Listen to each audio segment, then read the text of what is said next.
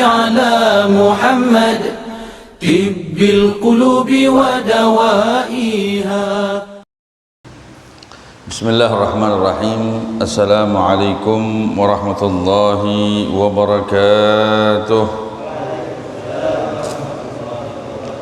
الحمد لله رب العالمين، قيوم السماوات والأراضين، مدبر الخلائق أجمعين، والصلاة والسلام على أشرف الأنبياء والمرسلين، سيدنا وحبيبنا وشفيعنا وقرة أعيننا ومولانا محمد المبعوث رحمة للعالمين، صلى الله عليه وعلى آله الطيبين الطاهرين وصحابته الغر الميامين والتابعين وتابع التابعين ومن تبعهم بإحسان إلى يوم الدين. سبحانك يا الله، سبحانك لا علم لنا إلا ما علمتنا إنك أنت العليم الحكيم. ربنا زدنا علما وارزقنا فهما وافتح لنا فتوح العارفين وفقهنا في الدين وعلمنا التأويل واهدنا إلى سواء السبيل وارزقنا فهم النبيين وحفظ المرسلين وسرعة إلهام ملائكة المقربين. اللهم أغننا بالعلم وزينا بالحلم وأكرمنا بالتقوى وجملنا بالعافية يا أرحم الراحمين. أما بعد، alhamdulillah, puji syukur kehadirat Allah subhanahu wa ta'ala atas segala nikmatnya yang diberikan kepada kita, terkhusus nikmatul Islam, nikmat iman, nikmat panjang umur, sehat walafiat, sehingga kita bisa berkumpul kembali di setiap malam Rabu di Masjid Al-Amin ini dalam rangka belajar mengajar, menimba ilmunya Allah, ilmunya baginda Rasulullah SAW, dengan niat menggapai ridhonya Allah, ya, mencari mahabbahnya Rasulullah, ya, dan mengharapkan pahala di hari kemudian.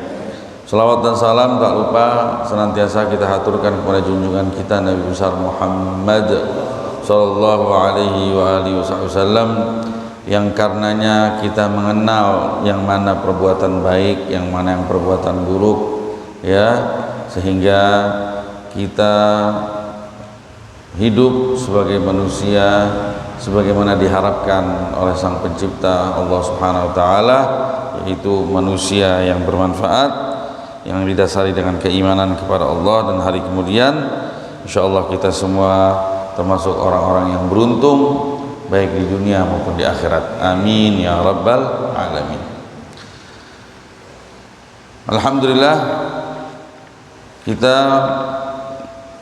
masih membahas hadis dalam urutan ke-27 dalam urutan hadis-hadis di dalam kitab Al-Imam An-Nawawi yang berjudul Al-Arba'in An-Nawawiyah. Ada dua hadis sebagaimana kita telah ketahui. Yang pertama diriwayatkan oleh sahabat baginda Nabi yang bernama An-Nawas bin Sam'an, dan yang kedua ada Wabisah bin Ma'bad. Ya, kedua hadis ini ditaruh di urutan yang sama karena memikul atau membawa tema yang sama, yaitu tentang fungsi hati, ya, tentang fungsi hati. Ahlan wa sahlan, tentang fungsi hati sebagai mursyid kita, sebagai mursyidnya kita, penuntun kita ke jalan kebaikan. Itu kalau memang hatinya sudah bersih, ya. Nanti akan diterangkan. Jadi maksud istafti qalbak, mintalah fatwa dari hatimu, yaitu hati orang-orang yang bersih. Kalau memang Anda tergolong orang-orang yang benar-benar berusaha untuk mensucikan hati antum dengan memperbanyak amal, ilmu pengetahuan, ya, dan keikhlasan, tanyalah dirimu. Tapi di sini juga ada isyarat dari hadis, kalau Anda merasa diri Anda masih kotor, apa segala macam, tanyalah ke pemilik hati yang bersih. Ya, gitu. Nanti akan diterangkan. Langsung saja sebagaimana biasa, ikuti Al-Faqir membacakan hadis ini demi meraih keberkahan dari pembacaan hadis baginda Nabi Muhammad sallallahu alaihi wa alihi wasallam. Yang kita baca hadis yang kedua. Bismillahirrahmanirrahim. Wa an Wabisah bin Ma'bad radhiyallahu anhu qala ataitu Rasulullah sallallahu alaihi wasallam faqala ji'ta tas'alu 'anil birr qultu na'am faqala istafti qalbak al-birru matma'annat ilaihi an-nafsu watma'anna ilaihi al-qalbu wal ithmu ma haka fi an-nafsi wa taraddada fi as-sadri wa in aftaka an-nas wa aftawuk. Hadithun hasanun rawainahu fi musnadil Imam Ahmad bin Hanbal wa Darimi bi isnadin hasan. Bismillahirrahmanirrahim. Al-Imam Abu Zakaria Muhyiddin Yahya bin Sharaf An-Nawawi di dalam kitabnya Al-Arba'in An-Nawawiyah mengeluarkan sebuah hadis yang mana hadis tersebut beliau riwayatkan dari para gurunya sampai kepada sahabat baginda Nabi yang bernama Wabisah binti Ma'bad radhiyallahu anhu. Wabisah berkata, ataitu Rasulullah SAW. Suatu hari saya pernah mendatangi baginda Rasulullah SAW. Faqala, Nabi sebelum saya mengutarakan maksud kedatangan saya, Nabi mendadak berkata, ji'ta tas'alu 'anil birr. Engkau datang mau nanya tentang kebaikan ya. Nah ini di sini ada isyarat bahwa beginilah kira-kira gambaran pemilik hati yang bersinar. Terkadang dia punya kemampuan untuk menyingkap maksud kemauan dari hati orang. Nanti akan kita bahas. Iya, Nabi tahu itu hebatnya hati yang bersih. Qultu na'am. Saya katakan, Wabisah kata Wabisah, na'am benar ya Nabi, saya datang memang pengen bertanya kepadamu tentang makna kebaikan yang mengandung arti yang luas, tapi tolong beritahu saya dengan makna yang simpel. Bagaimana saya bisa mengenal kebaikan? Kebetulan Nabi Muhammad tahu Wabisah ini juga pemilik hati yang bersih. Terus Rasulullah bilang begini, fagala istafti qalbak, mintalah fatwa dari hatimu, minta tanya hatimu. Albirru matma'annat ilaihin nafsu watma'anna ilail qalbu. Karena yang namanya kebajikan adalah sesuatu yang jiwa merasa tentram dengannya dan hati pun juga merasa tentram dengannya. Iya, karena jiwanya sudah terdidik dengan hati yang bersih, ya, jiwa tersebut sudah terdidik sehingga dia mengenal yang namanya kebajikan. Artinya tatkala ada kebajikan, di situ dia merasa tentram dengannya. Ini yang disebut an-nafsul mutmainnah, jiwa yang merasa tenang dengan kebajikan. Walaupun pada tahap permulaan yang namanya nafsu itu ammarah bisu. Nafsu itu senantiasa mengajak kepada kejahatan. Jadi, tapi karena ini bicara ke Wabisah, Nabi bicara lain. Karena Wabisah ini hatinya sudah hati yang jiwanya jiwa yang tenang, hatinya sudah bersih. Wal ithmu, sedangkan lawannya yaitu perbuatan dosa, mahaka fin nafs, sesuatu yang menggelitik dan membuat hati itu pedih tatkala dia ada di sisinya. Wa taraddada fi sadr, dan membuat hati ragu, jiwa gelisah, hati ragu. Wa in aftakan nas waftauka, walaupun manusia semuanya memfatwakan perkara yang berbeda dari apa yang difatwakan oleh hatimu, ikuti hatimu. Ya, hadis hasan diriwayatkan oleh Imam Nawawi dari kedua musnad imam besar, yaitu Ahmad bin Hanbal wa Darimi bi isnadin hasan, dengan kualitas isnadnya yang hasan. Nah, antum kemarin ana sudah bahas bagaimana posisi jiwa. Jiwa itu adalah diri. Jiwa berdiri di tengah-tengah antara tuntutan dua kebutuhan, kebutuhan ruh dan kebutuhan fisik. Fisik menuntut ruh untuk terjun ke bawah, menuntut jiwa untuk terjun ke bawah, melayani kebutuhannya yang memang kebutuhan yang hina, rendah. Nah, ketika jiwa melayani kebutuhan fisik, maka jiwa tersebut identik dengan fisik. Jadi tatkala dia berkata saya, berarti yang ditunjuk adalah dirinya yang bersemayam dalam fisiknya. Tapi ketika dia lebih melayani ruh, tuntutan ruhnya, dia jiwa tersebut akan melangit dan dia akan identik dengan ruh. Jadi tatkala orang yang sudah seperti ini, tatkala dia berkata saya, yang ditunjuk adalah ruhnya, jiwa yang bersemayam di ruhnya. Nah, adapun fungsi hati ibarat polisi atau enggak orang alim, orang mursyid yang mendidik jiwa tersebut agar dia lebih melayani kebutuhan ruh sebagai kebutuhan utama. Adapun kebutuhan fisik perlu dilayani sekedarnya sehingga ruh itu masih bisa bertahan pada fisik, artinya nggak meninggal. Paling nggak ente yang penting ente makan sekiranya ente bisa kuat untuk ibadat, jangan berlebihan, begitu kan?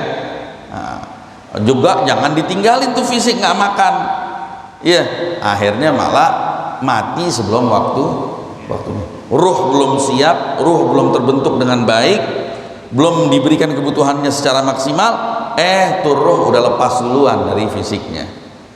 Ya, nah, jadi kita lagi mau menumbuhkan ruh di kerangka fisik. Ya, hati memerintahkan jiwa untuk melayani kebutuhan ruh sebagai kebutuhan utama dan melayani kebutuhan fisik sebagai kebutuhan yang menopang kebutuhan ruh itu sendiri. Paham? Nah, tapi diperlukan hati yang bersih. Polisinya juga mesti polisi yang benar-benar nggak bisa disogok, yang bersih. Hatinya tuh hati yang bersih. Nah, hati yang bersih itu caranya nanti akan kita tahu ya. Setelah dibersih, dia mendidik jiwa tersebut. Nah, sehingga jiwa tersebut lebih tentram dengan kebajikan, yaitu kebutuhan ruh itu sendiri. Iya. Nah, makanya hadis ini kata Al-Imam Al-Ghazali dikatakan di sini.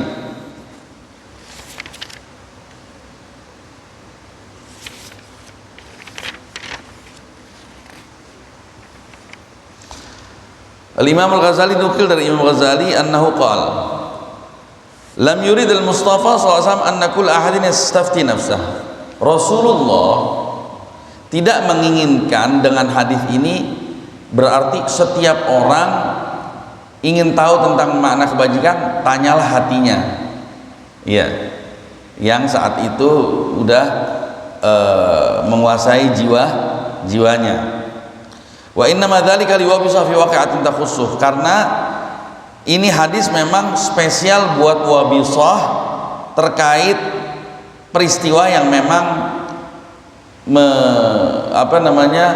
khusus untuk dia.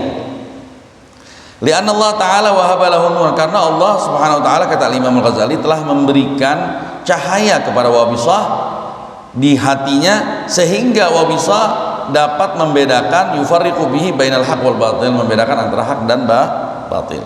Fawathiqa Rasulullah bidzalik, sehingga Rasulullah merasa percaya dengan keputusan hatinya Wabisah yang memang diliputi oleh cahaya kebenaran tersebut. Wa khatabahu bidzalik, sehingga Rasulullah mengajak bicara Wabisah sesuai dengan kondisi jiwa dan hatinya. Wa hadza min jamil awaidihi ma'a sahbi. Ini adalah di antara kebiasaan baiknya Rasulullah di hadapan sahabatnya. Jadi Rasulullah kalau memberikan pendidikan kepada para sahabatnya disesuaikan dengan kondisi sahabat tersebut. Kalau emang ini sahabat adalah masih sifatnya masih pemarah, maka dikatakan la taghdab gitu, jangan artinya disesuaikan semua dengan. Nah, kalau Wabisah, Rasulullah sudah percaya dengan jiwa Wabisah yang sudah tentram akibat hati sebagai pendidik yang sudah bersih dan dipenuhi dengan cahaya pada diri Wabisah, sehingga Wabisah diperintahkan, mintalah fatwa dari hatimu wahai Wabisah. Jadi nggak setiap orang. Lah kalau kita gimana? Ya berarti kita tanya ke orang yang seperti Wabisah. Ya.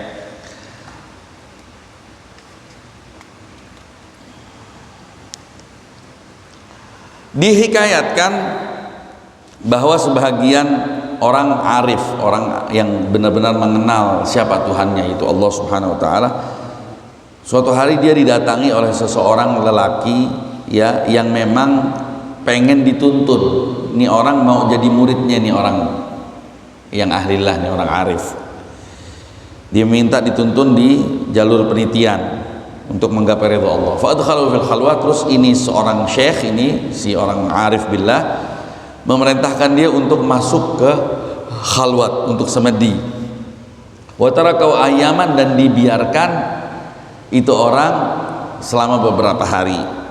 Kemudian tsumma dakhala alaihi, enggak lama kemudian si guru ini yang mengetahui arif billah datang masuk ke murid yang lagi semedi tersebut.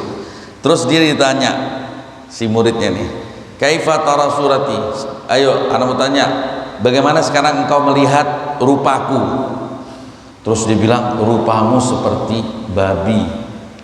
Waduh. Terus kata si guru, sadaqta, benar apa yang engkau katakan. Terus ditinggalin lagi beberapa hari, nerusin semedinya. Terus nggak lama masuk lagi nih guru, tanya, ayo sekarang gambar rupa saya seperti apa? Seperti anjing. Waduh. Benar. Terus khalwat ente, ditinggalin beberapa hari, beberapa bulan atau nggak beberapa lama, datang lagi nih guru, dia tanya lagi, sekarang bagaimana engkau melihat diri saya? Oh, saya melihatmu serupa dengan bulan purnama di malam kesempurnaannya. Terus kata gurunya, sadaqtal an, ente sudah benar-benar benar pada saat ini. Kamulah haluk, sempurnalah keadaanmu, wasaluhat, dan sudah menjadi baik keadaanmu, wasaluhta antarja ila galbik, sudah saatnya ente sekarang bertanya kepada hatimu, jangan kepada saya lagi. Wa antastafti nafsak wa in aftakal muftun, dan mintalah fatwa kepada dirimu sendiri walaupun orang lain, ahli fatwa lain berkata lain. Wa akhrajahu minal hawa, saat itu dia dikeluarkan dari semedinya. Artinya jiwanya sudah bersih. Jadi jiwa itu gimana cerminnya. Kalau jiwanya kotor, cermin yang dilihat juga kotor. Ente nih kalau ngaca di kaca yang beletat-beletot, ada kaca tuh beletat-beletot, tau beletot-beletot, dia punya stiker di belakangnya tuh nggak rata, nggak bagus. Jadi kita kalau ngeliat muka kita penyok. Ya karena hatinya belum bersih, belum bener. Atau enggak kacanya bagus bener, tapi kotor, burem. Kita ngelihatnya bersih. Ada satu kisah dikisahkan oleh Imam Ghazali. Ada seseorang guru memerintahkan muridnya untuk melukis. Yang satu dikasih kaca masing-masing, kanvasnya kanvas kaca, disuruh melukis di atas kaca. Satu lagi dikasih alat-alat inian deh, alat-alat lukisnya, masing-masing dikasih alat lukis, ditutup di hordeng di dalam ruangan. Kalau nggak salah nih sufi, bukan seorang guru, pokoknya ada pentas melukis di atas kaca. Sang sufi ikut, si sufi dikasih kaca dan dikasih peralatan menggambar. Si orang biasa juga sama, masuklah mereka masing-masing dalam kamar. Yang satu melukis, melukis. Ini si sufi, dia kacanya dilapin aja, dilap. Pas dilihat, udah selesai belum? Oh, ini udah mau jadi, ini masih ngelapin aja. Sampai waktunya selesai, keluar masing-masing. Si siapa namanya? Yang ini udah jadi nih, kacanya udah ketutup, jadi gambar baru. Nah, yang ini keluar, kacanya nggak digambar, tapi itu kaca mengkilap, sehingga si juri ngelihat dirinya cakep banget dari tuh kaca. Ya Allah, gue cakep banget ya. Terus katanya nih sufi, inilah hasil gambaran saya, bagus gak rupamu dari kaca tersebut? Bagus ya. Coba yang ini belepotan belepotan sama lukisan ya, walaupun jadi gambar bagus, tapi nggak sebagus gambar ana nih. Nah, begitulah hati. Nah, jadi cerminan hatinya tatkala ngelihat gurunya dengan kondisi hati yang kotor, dia ngelihat pertama gurunya kayak anjing, kayak babi, dan sampai akhirnya kelihatan rupa bagusnya. Nah, mulai saat itu si guru bilang, udah boleh saatnya Anda bertanya kepada diri Anda sendiri. Begitu. Paham ya? Nah, makanya sekarang gimana cara ngebersihin hati? Ya, bersihin hati. Nih diantaranya sebahagian ulama berkata, man ghadda basarahu 'anil maharim. Barang siapa yang menutup matanya dari perbuatan-perbuatan haram, wa kaffa nafsahu 'anis syahawat, dan dia tahan jiwanya agar tidak tenggelam dalam syahwat, wa ammara batinahu bil muraqabah, dan dimakmurkan batinnya, hatinya dengan sifat muraqabah, artinya merasa senantiasa diawasi oleh Allah, wa ta'awwada aklal halal, dan terbiasa makan makanan yang halal, lam tukhti firasatuh, firasatnya tidak akan pernah salah. Maksudnya prasangkanya. Ini dia. Jadi fatwanya hati itu yang disebut dengan firasatnya orang beriman. Ada hadis diriwayatkan oleh Imam At-Tabrani dengan sanad yang hasan, wa Ibnu Adi an Abi Umamah radhiyallahu taala anhu marfu'an, dinisbatkan kepada Nabi Muhammad, bunyinya begini, ittaqu firasatal mu'min fa innahu yanzuru bi nurillah. Hati-hatilah, takutlah Anda dengan firasatnya orang yang beriman. Maksud beriman ini iman yang sejati. Kenapa? Karena orang beriman melihat dengan cahayanya Allah. Hatinya bersih, cahaya Allah mantul, hasilnya bagus. Takutlah Anda dengan firasatnya orang beriman. Jadi wal firasah itu kemampuan ya untuk bisa melihat apa yang ada di balik fisik, firasat. Ya enggak? Ada yang mendefinisikan firasat itu adalah kilauan cahaya yang terjepret-jepret gitu ya. Jadi kilauan cahaya, jepretan kilauan cahaya di hati yang dengannya dia bisa memahami makna-makna tersembunyi. Itu definisi firasat. Nah, firasat ini ada dua macam, kata syarah. Ada firasat yang diraih oleh seorang manusia, ya, dari bisikan yang terbesit dalam hati yang dia nggak tahu dari mana sababnya, sumbernya. Dia tahu aja begitu.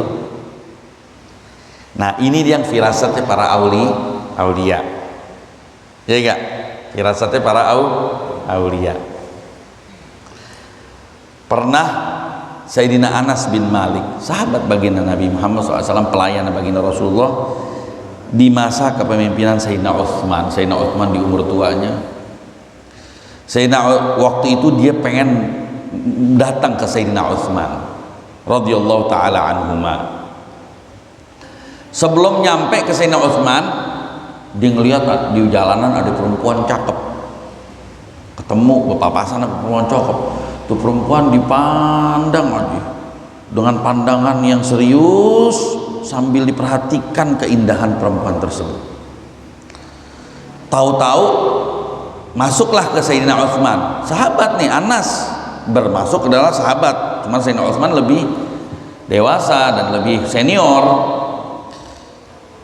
Terus Sayyidina Utsman bilang begini, yadkhulu alayya ahadukum wa atharuz zina zahiratun fi aini. Salah satu di antara kalian ada yang masuk ke rumah saya, bekas-bekas zina tampak jelas di matanya, kata Sayyidina Utsman. Keramatnya Sayyidina Utsman. Terus dikatakan, ama alimta anna zina la'inan nazar, tidakkah kalian tahu bahwa yang disebut zinanya mata itu adalah memandang pandangan yang haram? La tatubanna wa illa azzartuka. Taubatlah Anda wahai siapa di antara kalian, ya, atau saya beri hukuman, kata Sayyidina Utsman. Terus Sayyidina Anas berasa, terus dia bilang, aya awahyun ba'da Rasul. Ya Sayyidina Utsman, kok ente tahu? Apakah ada wahyu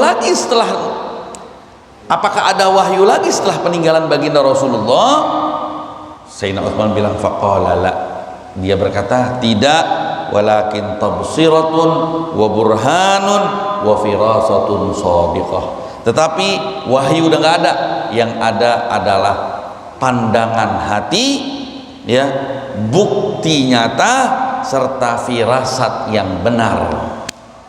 Alam tasma' qaula Rasul, bukankah Anda pernah mendengar Rasulullah SAW berkata, ittaqu firasatul mu'min fa innahu yanzuru ilaihi. Takutlah Anda dengan firasatnya orang beriman, karena dia melihat dengan cahayanya Allah. Wa indama dakhalta ra'aitu dzalika fi 'ainik. Tatkala Anda masuk wahai Anas, saya melihat hal tersebut ada di matamu. Nah, ini firasat model pertama. Ada firasat model kedua, yaitu firasat yang didapati oleh seseorang tapi melalui pembuktian dengan ciri-ciri, indikasi-indikasi kondisi keadaan manusia tersebut, warna tubuhnya, niaga, ucapannya, perilakunya. Nah, ini kemampuan orang psikolog. Nah, ini kemampuan orang psikolog yang diraih dengan dasar ilmu psikologi. Ya, ini ilmu nih. Kalau tadi keramat, kalau ini ilmu, dan ini sebenarnya lebih luas, lebih jauh pandangannya ketimbang ilmu psikologi yang kita ketahui sekarang. Nah, diantaranya apa? Hikayat menyangkut pribadi Imam Syafi'i. Imam Syafi'i ini orang alim, orang pinter, bukan pinter dalam ilmu fikih aja, dalam ilmu firasat seperti ini yang bahasa sekarang psikologi, ya, yang bisa mengambil bukti dari gerak-gerik orang, dari cara ngomongnya, dari air mukanya, dari gerak-gerik matanya dan lain sebagainya. Imam Syafi'i pernah mengalami hal tersebut, dan dia pernah, Imam Syafi'i lagi duduk di masjid, tahu-tahu ada seseorang masuk. Imam Syafi'i lagi duduk sama murid-muridnya nih, kayak kita ini lagi begini nih, tahu-tahu ada orang masuk, ya, tahu-tahu ini orang kayak mencari sesuatu dan dia melihatnya ke orang-orang yang lagi tidur di masjid. Ada beberapa orang lagi tidur di masjid. Tahu-tahu Imam Syafi'i berkata begini kepada si Robi salah satu muridnya, "Qum, berdirilah Anda dan katakanlah kepada orang tersebut, ya,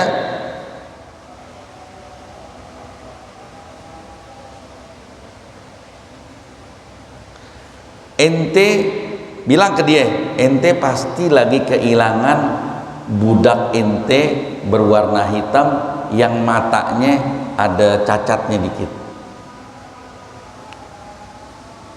Bilang begitu katanya. Jadi ini Imam Syafi'i ngomong sama si Rabi, "Ya Rabi, ente jumpain tuh orang, bilang ke dia, lo lagi ngapain? Lo lagi nyari budak sahaya lo yang lari ya? Iya, budaknya hitam, matanya juling dikit." Ibaratnya begitu deh. Ya, atau enggak juling, atau enggak matanya ada istilahnya cacat sedikit. Akhirnya Rabi datang mengabarkan ke orang tersebut. Terus orang tersebut berkata, "Aina huwa? Di mana dia?" Di mana dia? Faqultu lahu is'al Syafi'i anhu. Tanyalah Imam Syafi'i tentangnya. Terus dia datang ke Imam Syafi'i, "Ya Sayyidi, aina abdi?" Wahai tuanku, mana hamba sahayaku? Faqala tajidhu fil habs. Ente bakal temuin dia di mana?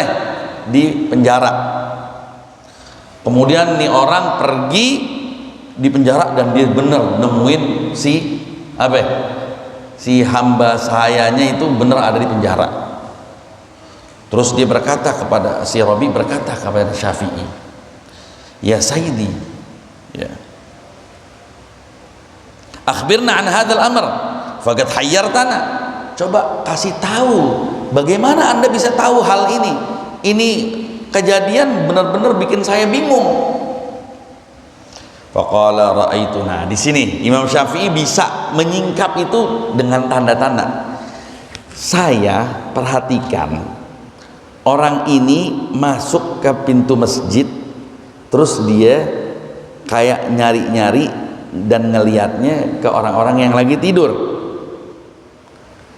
Oh, berarti yang dia cari bukan barang yang hilang, tapi berarti dia mencari orang yang hilang. Karena yang dilihat manusia nih. Terus kata Imam Syafi'i, terus saya perhatikan dia malah ngelihatnya ke orang-orang yang hitam, bukan ke orang-orang yang putih. Oh, berarti saya tahu yang lagi dicari ini budaknya, karena budak umumnya orang-orang hitam saat itu. Iya. Oh, berarti saya tahu bahwa dia lagi kehilangan budaknya yang berwarna hitam. Terus saya lihat, kata Imam Syafi'i, ini orang setiap ngelihat orang yang lagi tidur, yang diperhatiin matanya. Mata kiri, wara itu yaji ila mayalil ain al yusra, lihat ke kirinya gitu, mata kirinya. Saya katakan bahwa yang lo cari budak lo itu orangnya hitam, di antara matanya pasti ada tanda, ada luka tuh ya. Terus kenapa kok bisa ente tunjukkan bahwa budak tersebut ada di dalam penjara? Ya. Terus saya bilang begini, saya tahu. Dari mana saya tahu? Karena yang namanya hamba sahaya biasanya kalau udah kelaparan pasti ya dia nyolong, dan apabila dia kenyang pasti dia berbuat dosa. Itu udah, jadi Imam Syafi'i ini punya data, udah mencari tahu umumnya karakternya begitu. Karena orang hamba sahaya ketika keluar dari sayyidnya pasti dia nggak punya duit. Ya kalau dia lapar dia nyolong. Yang namanya nyolong pasti di penjara. Makanya saya tahu dia ada di penjara. Nah, ini firasat model ini Apa berangkatnya dari ilmu, kemampuan. Kalau tadi berangkatnya dari keramat. Paham ya? Masya Allah. Nah, udah azan belum? Udah ya? Ya, jadi sampai di situ intinya hadis ini bicara tentang firasat orang yang beriman. Kalau ente mau tahu tentang apa itu kebajikan, tanyalah pemilik hati yang bersih, karena dia punya firasat yang shadiqah, yang gak akan meleset dengan kebenaran. Sebagaimana Nabi mengatakan, ittaqu firasatal mu'min fa innahu yanzuru binurillah. Hadis diriwayatkan oleh Imam Ahmad dan Ad-Darimi. Nah, besok kita masuk ke hadis berikutnya, namun sebelumnya sedikit nanti kita akan nyinggung siapa sih sebenarnya Imam Ahmad bin Hambal, karena kita udah pernah nyinggung siapa itu Imam Bukhari, siapa itu Imam Muslim, biografi singkatnya. Insya Allah besok sebelum kita mulai hadis kita akan singgung sedikit biografinya Imam Ahmad bin Hambal yang merupakan muridnya Imam Syafi'i, yang salah satu mujtahid besar, yang banyak pengikutnya sampai saat ini. Insya Allah berumur panjang, sehat walafiat, kita berjumpa kembali di tempat dan waktu yang sama insyaallah di minggu akan datang. Amin ya rabbal alamin. Semoga kita diberikan oleh Allah hati yang bersih dan jiwa yang tajam, sehingga bisa mengenal yang mana yang baik dan yang mana yang salah, sehingga itu bisa mengantarkan kita untuk meraih ridhonya Allah. Amin ya rabbal alamin. Billahi taufiq wal hidayah wal afu minkum. Wassalamualaikum warahmatullahi wabarakatuh.